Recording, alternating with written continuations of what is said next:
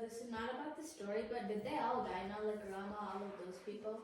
When it comes to Rama, because he is one of the avatars of Vishnu, whenever we talk about avatars of Vishnu, we don't say they die or we don't use terms that are used for human beings.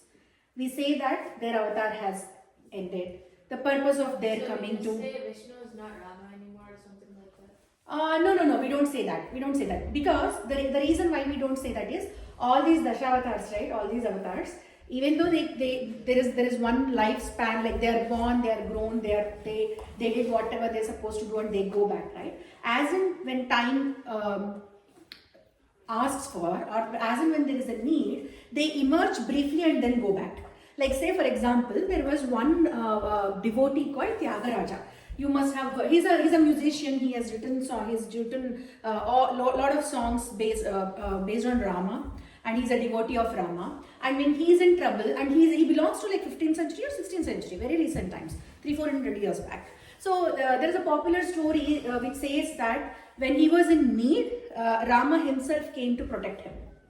There is a story like that. So there are many instances which show that, okay, Rama has time and again come, or Krishna has taken a form to protect one of his devotees, things like that. So all these Dashavatars, even though their full entire lifetime has ended or has been finished, they emerge as per the need and they go back. That is the reason we don't use the terms like death. We don't attach those kind of things to Rama, Krishna, Parashurama, any other avatars of Vishnu.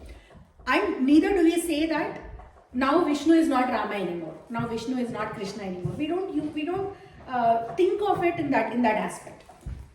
They're slightly different because they are gods. They come, they show up as per the need and they go back. They have that power and they have the ability. So yes. The avatars still have the life like of a regular human being? Very much similar is what we have. Say for example, Rama, what he has done towards end of his avatar is he just walks into the river Sarayu and he just goes. His death is not like he got a heart stroke and died of it. It's not like that. SriRama has just entered the river and he just went into the river. So understanding is that from there his mortal body probably is in river Sarayu, but the soul itself has ascended to the Vaikuntha. That is how you would read it. And the process is called Niryanam. Niryanam is what is used for great people like Rama, whose purpose of visit to the earth is done and they are going back. It's not, we don't use the word death to them. Okay? Hope it makes sense. It is a little complicated, but I tried my best to simplify it. It makes sense, like, before she asked her question. Before she asked the question? Yeah. What question did she ask? I don't Something remember. about Avatar or something. What was your question? Do avatars have like the same life as a human? Yes, they do have same life as human. Like Rama was born, he was brought up, he went through his struggles in life, he married, everything is there, right? That is a typical lifestyle of a human being, life cycle of a human being. So he went through all those cycles. So very much similar. The reason why why Vishnu has to come and show us is probably he's setting as a good example as how human beings should behave or how human beings should stay in the righteous path by being one, right? I can tell you 100 different things, but you can tell me, oh, you're telling me all these things, but practically these are not possible. But then I have to show you that this is practically possible. So Vishnu probably is doing that in the form of these avatars. Yeah. Do they know when it's time to leave, or is it just like... They know when it's time to leave. They will, even for normal people, right? Lot of times they say that when the death is approaching, when the time they should leave the world is approaching, they'll somehow know. A lot of people say that, and there is science behind it also. So definitely Rama, Krishna, they knew what was the Rama, not as much Rama, but Krishna especially, because Krishna was fully aware and conscious that he is Vishnu. He is a form of Vishnu.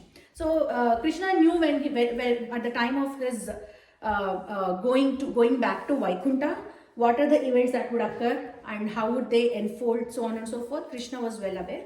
And of course, Rama would have also been aware. Like, say for example, we were talking about Dasaratha, right? Dasaratha very well knew that he was passing away. A few hours before his death, he knew that death was coming for him. And he says that verbally, he says that to his wife Kausalya also, says that, oh, okay, now I see that my end is coming. He laments that way, and Rama is not around. So a lot of people know that, okay, this is it, I'm done. That kind of feeling. Okay, coming back, now Bharatha has performed all those rites, and Bharatha, and then what happens is Vasishtha is there, right? The guru of Ikshvaku dynasty. He comes along with all the ministers, and they have a formal meeting kind of a thing, and all the mothers, everybody is invited, and there Vasishtha says, okay, now you are in sorrow, we understand that, and the kingdom has lost the valiant king Dasaratha, and Rama is in exile. He will not be here for the next 14 years. Neither Rama nor Lakshmana or Sita are going to be here. So now is the time for you to get coronated as the king, because without a king, kingdom is not going to flourish and people are going to suffer. There is no prosperity. So it is about time for you. But then Bharata, who is very noble in nature, he blatantly refuses to coronate himself as the king. He says that it is like snatching away my brother's whatever rightly belongs to my brother. And I cannot flourish or I cannot enjoy a single piece of this land. It is equal to poison to me. So it is my brother's. It belongs to my brother, not to me. So under no circumstances I would get coronated. I will go to the forest wherever Rama is living right now. I'll figure out somehow. I'll go to him. I'll bring him back to Ayodhya and I will coronate him. But I'm his servant and I wish to stay like his servant. And it is not right. You guys are learned people, and you know this has never happened in the dynasty of Ikshvaku, that while the elder brother is while there is an elder brother, none of the younger siblings will become the king. The younger siblings will only support the elder brother in ruling the kingdom. It's not like they will not have any rights or anything, but they will be supporting the brother, the elder one, the king, in many different ways, because king literally cannot do every single thing, right? Like your principal in your school cannot come and teach every subject to every child. So she has a lot of her staff also. So they play very important role in the administration of the kingdom. So that has been happening in Ikshvaku dynasty for ages, and now I cannot do something which is not in line with that kind of a rule. And he's the entire time he's feeling sorrow, he's cursing himself, he's cursing his mother, he's literally crying, tears welling up his eyes, all those things are happening. But I'm not really getting into all those details. I'm just giving you the gist of what are the events that have happened. And then he says, and everybody is happy, by the way, in the sense Vasishtha is telling the right thing to do, but Vasishtha also wants to see what is going on in Bharata's head. Is Bharata really a greedy person, or is Bharata going to do what is just, or is he true to his words? If he is not true to his words, he could just cry once or twice and then just say, okay, I'm going to get coronated now. But he's not doing that. He really is thinking that. So he really is thinking that the right person to become the king is Rama, and he is doing everything under the sun to make this happen, to make Rama the king of Ayodhya. So now he tells a lot, so he has a lot of army, right? Now he has rallied everybody, he has called everybody, and he is saying that, okay, let us go and construct, you guys go and construct a road towards the river Ganga, because Sumantra is there. Sumantra has dropped all these people till Ganga. You remember that part, right? So Sumantra, with help of Sumantra, they have figured out that, okay, Rama has at least gone until the river Ganga. Until that part, construct a road, and we all will go with like thousands of elephants, foot soldiers, horses, all the three queens and wives of Bharata, Lakshmana, I don't know, but wives of the kings is what they said. So all these people, they will go as a group to bring back Rama.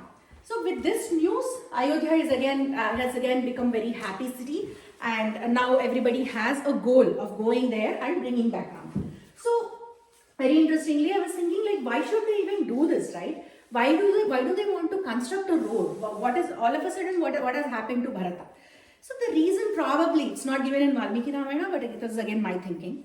The reason probably why Bharatha is asking people to construct a road is because everybody is in sorrow, dejected. They have lost hope in their life. Now he wants to bring everybody to a common goal and give some productive thing to work upon, so that they will forget those kind of sorrow things and they will again become energetic and come back to the worldly things. He doesn't want the citizens of the Ayodhya to be aimless, goalless, just sit like that the entire day and lament over, get into the grief, get depressed. That's not good for the society. So he's trying to figure out, give them a very goal-oriented activity so that they are interested in it and they have the right motivation to do it. What is the motivation? What is the motivation to construct it? To get Rama back. To get Rama back. That is enough for them, right? That is what they wanted. So that is what Bharatha has thought, and is really wise in doing that, right? So now it's an engineering marvel, I would say, because when I was when Valmiki Ramayana speaks about how they have constructed those roads, they speak about people who level the road, who measure for leveling. You use this ropes and see how, if it is in the same straight line or not, right? So those kind of people, those engineers are put to work, and there are excavating machinery. So it's like we think that all this modern machinery belonged to us and we invented it, but probably thousands of years back they were still existing, and all those machinery were taken there to start the construction of the road. Lot of places the excavations were done so that the land could become even, and roads were constructed. And along with the roads, they also constructed some of the places where they could rest for some time and then start their journey. So all those things were thought about, and when they constructed the roads, they did it with a futuristic view.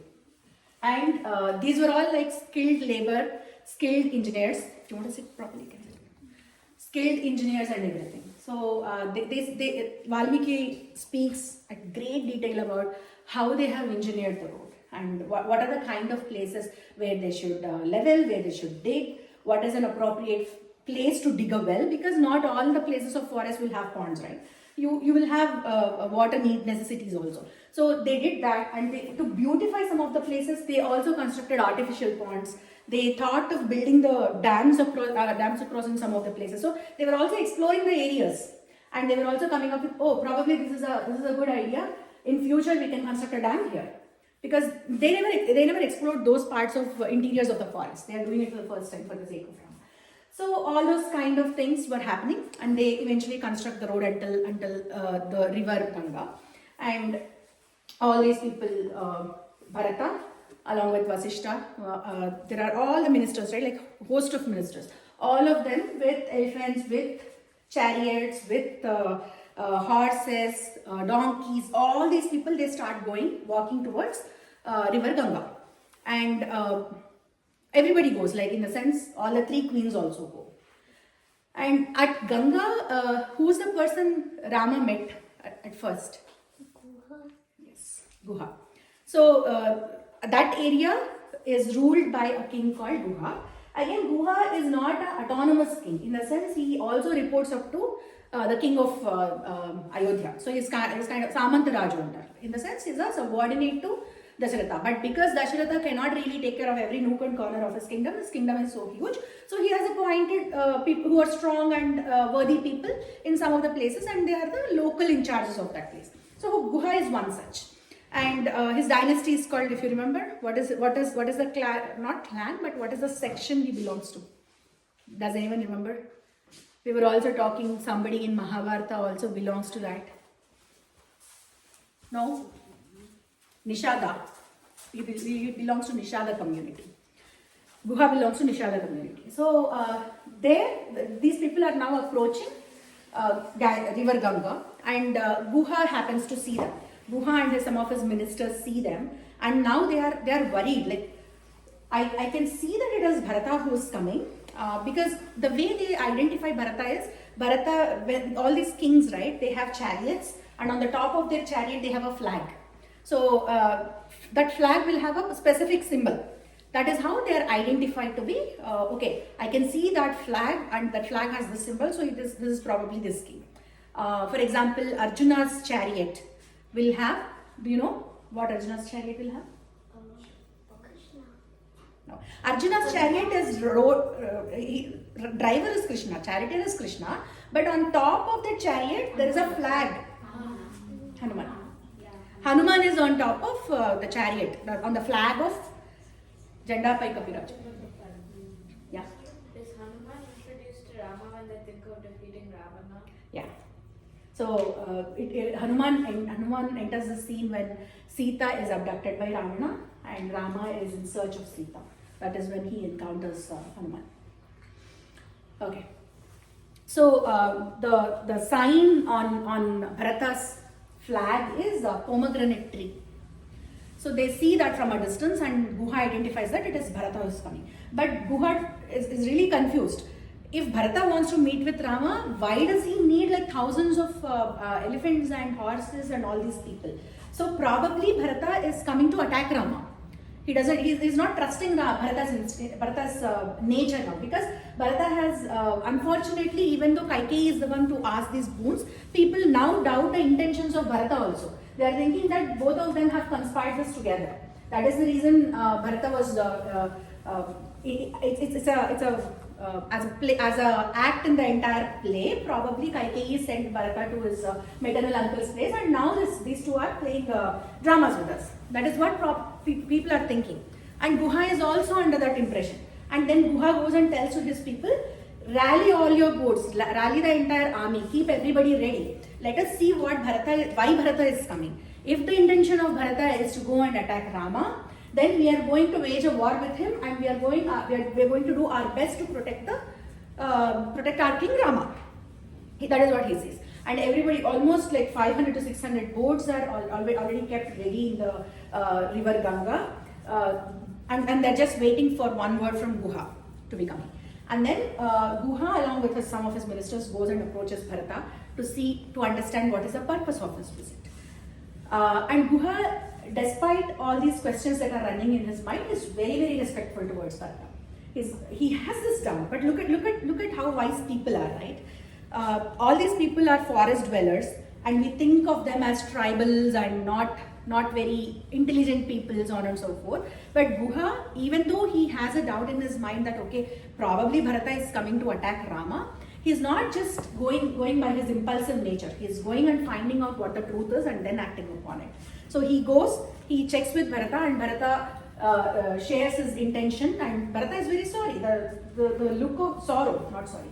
He is very sorrow. By the look of Bharata, immediately Guha understands, oh, okay, fine, this guy is not coming with bad intentions. And then he treats him very well, and that night they stay there. And Bharata asks all about can you explain the stay of Rama? What did Rama do? What did Rama say? What did Rama and Lakshmana, where did they sleep? What did they eat? What were they going through? What did they talk? So he inquires all of that, and as Guha explains, he breaks down and he cries so much, because now he thinks that it is because of me that my brother is going through so much. So even though he has not asked for those kind of boons, he takes it upon himself and he says that, oh, it is because of me. If I was not there in the picture, my brother would not have gone through so many things. So now he is taking it upon himself.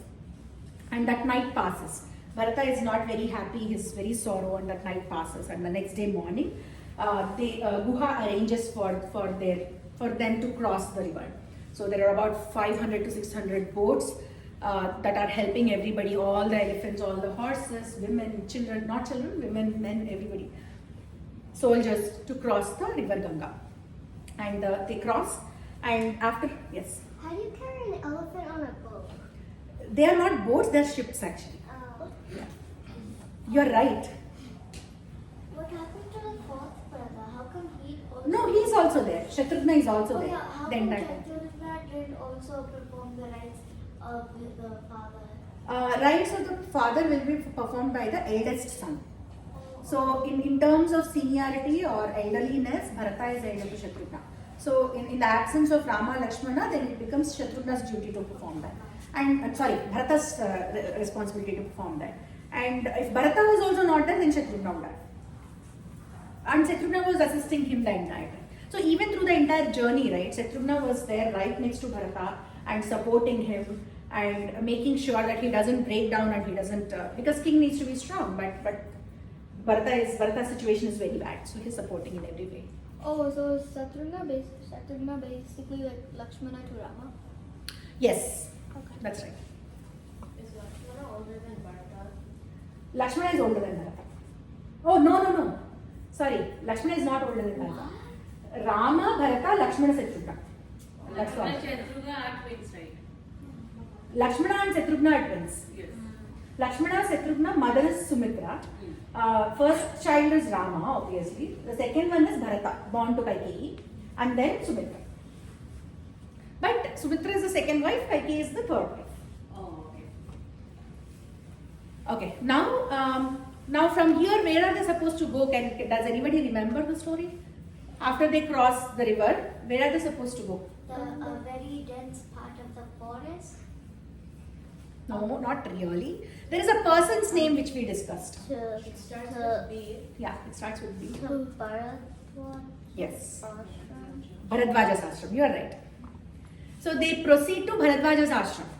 Bharadwaja's ashram is where Rama stayed for 1 night or 2 nights. I don't exactly remember. Maybe for 1 night, right? And Bharadwaja is the one who guided Rama where to go and where he can build his hut or abode. Didn't Bharadwaja say for Rama to stay in his house as for exile? Yeah, for his entire exile, he said, you can stay with me. But SriRama denies it. SriRama denies it for a host of reasons. One is, that is not what Kaikeyi wanted, right? Kaikeyi did not ask Rama to stay in a ashram. She wanted him to stay in dense forest. Vanavasa is what she asked for. So that is not right for him to do. And the second reason is the news. Bharadwaja's ashram is very famous. So people will come to know that SriRama is living there, and there will be constant visit from people from Ayodhya and other parts of the kingdom to visit and talk to Rama. And that is going to be a disturbance for Bharadwaja. Bharadwaja is the one, he's a muni and he's doing a lot of yagnas, yagas, and he has his own schedule and he doesn't want to disrupt any of those activities, right? So that is where Rama denies to stay there. So now Bharata goes and approaches Bharadwaja's ashram, and when he approaches Bharadwaja's ashram, he leaves his entire army like far away, and then he along with Vasishta goes to Bharadwaja to meet with him. And again the same, he's looked upon with the same kind of cloud of doubt in Bharadwaja's head. Bharadwaja is also not very sure why this Bharata has come along with a huge army. So unfortunately Bharata has to explain it to each and every person, whoever meets him and doubts him, that no, my intention is not to harm Rama. So the same episode happens with Bharadwaja as well. Bharadwaja is also thinks that, can you explain the purpose of your visit and why you have come all the way along with your army?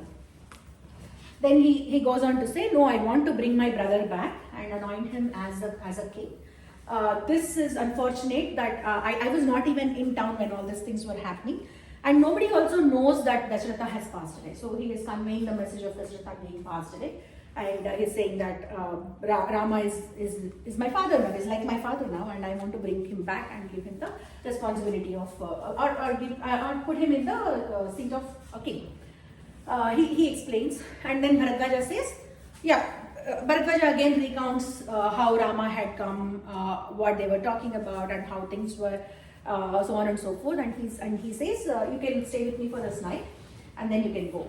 And this is something I did not.